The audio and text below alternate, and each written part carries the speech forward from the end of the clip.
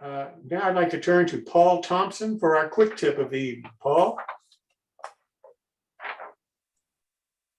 Great, thank you, Jim.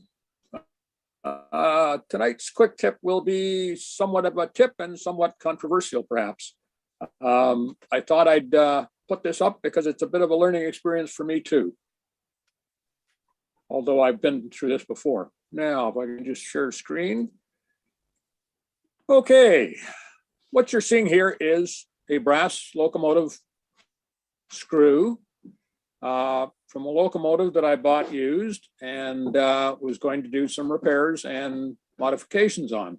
As you can see, the screw looks pretty good. It appears to be a Phillips, which would mean you'd be using this kind of a bit.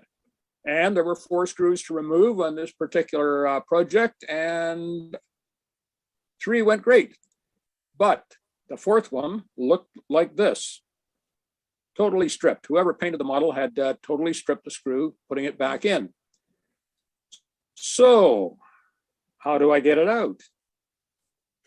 As you can see, there appears to be a small ridge right about where my cursor is, if you can see that. And I thought to myself, okay, what have I got? I have a screwdriver, a regular screwdriver, held at this angle, biting into that one little piece that I managed to get a bit of a grip on. Here's a close-up of what I was actually doing. This is the screw. I'm not putting it back in the locomotive to show anybody. I had enough trouble getting it out.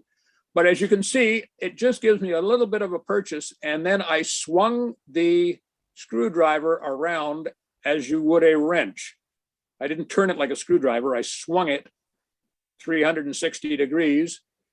And fortunately, the screw wasn't in hard enough, and I managed to back it out enough so that a conventional little bit of a gripper would do it. As you can see, I used a pair of pliers to finally pull the thing out. It's not easy, and it's something that we all sort of face now and again, the stripped screw, and that's one solution. And one of the reasons I put this up tonight was maybe there's somebody that has a better idea on these small screws. And that's what I'm hoping. Step forward, guys, and let us know. Thanks very much, Jim. Well, thank you, Paul. That's really useful advice, because I know I've run into those kind of problems many, many times.